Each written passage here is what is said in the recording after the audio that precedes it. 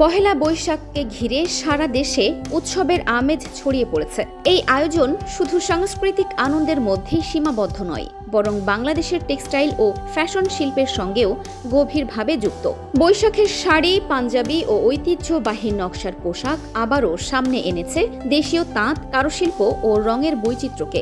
বিশেষজ্ঞদের মতে, উৎসবকে কেন্দ্র করে স্থানীয় ডিজাইনার ও কারুশিল্পীরা ঐতিহ্যবাহী বুনন ও আধুনিক নকশার সমন্বয়ে নতুন ধারা তৈরি করছেন। এতে যেমন সাংস্কৃতিক চর্চা শক্তিশালী হচ্ছে, তেমনি বাড়ছে অর্থনৈতিক সম্ভাবনাও। বিশ্বব্যাপীও উৎসব ভিত্তিক ফ্যাশনের জনপ্রিয়তা বাড়ছে। Eid, Deepavali, lunar new year কিংবা কার্নিভালকে ঘিরে বিভিন্ন দেশের ফ্যাশন শিল্পে দেখা যাচ্ছে বৈচিত্র্যময় ডিজাইনের ব্যবহার। একই সঙ্গে টেকসই উৎপাদন, নৈতিক উৎস সংগ্রহ এবং ঐতিহ্যবাহী কারুশিল্প সংরক্ষণ নিশ্চিত করাই এখন সময়ের সবচেয়ে বড় চ্যালেঞ্জ। তাদের মতে, সংস্কৃতি ও ফ্যাশনের এই বন্ধনকে টিকিয়ে রাখতে হলে কারিগর ও স্থানীয় সম্প্রদায়ের সুরক্ষাও সমানভাবে জরুরি। নতুন বছরের এই উৎসব তাই শুধু আনন্দের নয়, বরং সংস্কৃতি, পরিচয় ও ফ্যাশনের এক প্রাণবন্ত মিলন মেলা হিসেবেও দেখা হচ্ছে।